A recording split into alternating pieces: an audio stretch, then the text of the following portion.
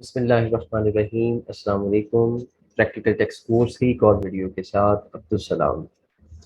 Income from property का सिलसिला पिछली दो वीडियो से जारी है। आज हम इनकम फ्रॉम प्रॉपर्टी की तीसरी और आखिरी वीडियो बनाने जा रहे हैं।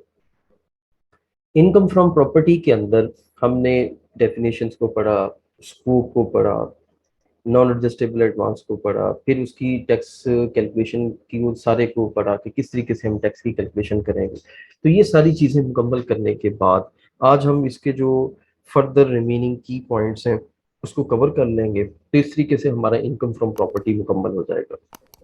आप लोगों से रिक्वेस्ट यही है कि आप इन लेक्चर्स को सुने और उसके बाद इसमें किसी भी किस्म की कोई आपको प्रॉब्लम है समझने में तो आप हमें फीडबैक से आगाह करें। अगर आप तैयारी कर रहे हैं साथ साथ तो भी हमें फीडबैक से आगाह करें। अगर आप असाइनमेंट्स लेना चाहते हैं इसकी तो भी हमें आगाह करें, हम आपको असाइनमेंट्स भी भेजेंगे ताकि आप लोग इसकी कॉम्पिटिशन्स को करें। ये एक कोशिश है ताकि आप पाकिस्तान का जो इनकम टैक्स ऑर्डिनेंस है उसको घर बैठे सीख सकें। Unpaid expenses income from property के अंदर एक कॉन्सेप्ट है कि जिसके मुताबिक जो डिडक्शंस आपको पहले से अलाउ की गई होती हैं, जो मैंने आपको पहले लेक्चर के अंदर बताया था, जिसमें आपको रिपेयर एंड मेंटेनेंस है, जिसमें आपको लीगल एक्सपेंडिचर है, जनरल एंड एडमिनिस्ट्रेटिव एक्सपेंसेस हैं, रिकवरी के एक्सपेंसेस हैं, वो जो आपको अलाउ होते हैं वो एक कंडीशन पे अलाउ होते हैं कि आप उसको एक्चुअली पे भी करेंगे। अब इन केस अगर आप 3 साल गुजरने के बाद भी उसको पे नहीं करते तो फिर ये रिवर्स हो जाएंगे और आपकी इनकम फ्रॉम प्रॉपर्टी के अंदर ऐड हो जाएंगे। इसको हम अनपेड एक्सपेंसेस कहते हैं। तो ये बहुत ज़रूरी होता है कि आप अपनी लाइबिलिटी को पे ऑफ करें ताकि जो डिडक्शन आपने ली है वो आपको फिर प्रॉपर वे में मिलती रहे।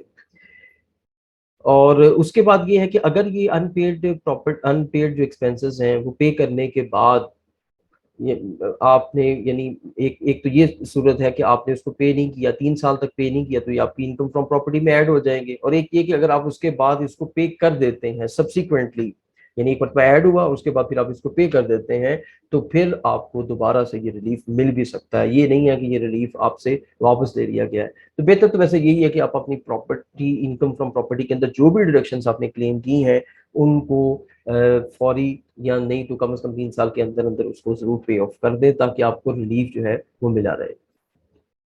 सेट ऑफ लॉसेस सेक्शन 56 के अंदर फाइनेंस एक्ट 2021 में एक चेंज आई थी जिसके अंदर ये किया गया है कि इनकम फ्रॉम प्रॉपर्टी, आपको पता है पिछले अदवार में ये सेपरेट ब्लॉक ऑफ इनकम के तौर पे टैक्स होती रही है। टैक्स ईयर 2022 में अब ये नॉर्मल टैक्स रिजीम के अंदर आई है जिसमें इंडिविजुअल, एओपी और कंपनी, इन तीनों ने जो अपना टैक्स ट्रीटमेंट इसके अंदर करना है वो अब नॉर्मल टैक्स रिजीम के अंदर करना है। तो नॉर्मल टैक्स रिजीम के अंदर चूंकि आ गई है तो इसलिए जो लॉसेस हैं उनको भी अब आप सेट ऑफ कर सकते हैं। तो आपके किसी भी हेड के अंदर अगर लॉस है तो आप उसको इनकम फ्रॉम प्रॉपर्टी के हेड के अंदर जाके सेट ऑफ कर सकते हैं। इनकम फ्रॉम प्रॉपर्टी के अंदर एक और कॉन्सेप्ट वो है जॉइंट ऑनर्स। एक सिनेरियो जिसके अंदर फॉर एग्जांपल मिस्टर ए है, मिस्टर बी है, वो दोनों मिलकर एक प्रॉपर्टी को ओन करते हैं और उनका जो शेयर है लेट्स सपोज 50-50% डिटरमिन्ड है। तो ऐसी सूरत में एओपी नहीं बनेगी। ऐसी सूरत में उनका जो डेफिनेट शेयर है वो इन दोनों को डिवाइड हो जाएगा।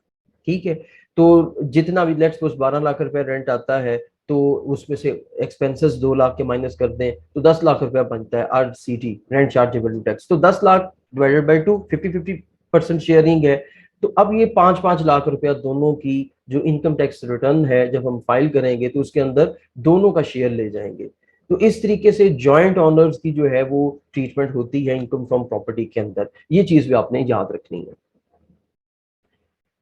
अच्छा, देन लास्ट पे एक जो चीज है वो ये है कि इनकम फ्रॉम प्रॉपर्टी के अंदर जो टैक्सेशन है, हमने एक तो ये पढ़ लिया कि इसकी साल बाद जाके तो आपने अपना जो भी रेंट वसूल किया है उसके ऊपर जो एक्सपेंसेस हुए हैं, जो अलाउ हैं आपको एक्सपेंसेस, उसको आप माइनस करेंगे तो rent chargeable to tax calculate होगा और उसके ऊपर आपने जो है जो स्लैब अप्लाई होती है नॉर्मल टैक्स रिजीम की वो अप्लाई करके तो आपने टैक्स कैलकुलेट कर लेना है।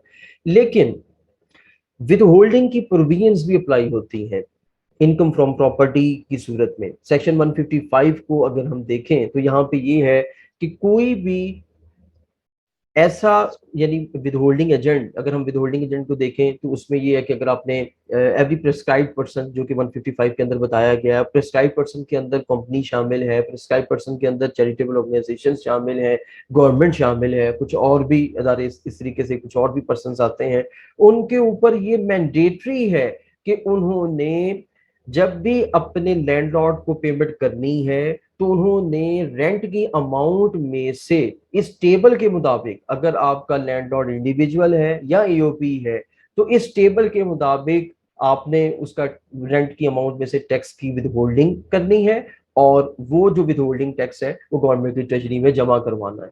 और अगर आपका जो लैंडलॉर्ड है वो कंपनी है, तो उस सूरत में फिर आपने जो है 15% जो है वो काट के तो गवर्नमेंट की ट्रेजरी में जमा करवाना है।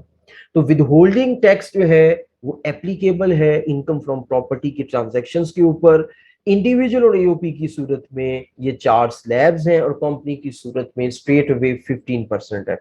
तो इस तरीके से आज हमारा इनकम फ्रॉम प्रॉपर्टी की जो सेशंस हैं वो कंप्लीट हो गए हैं।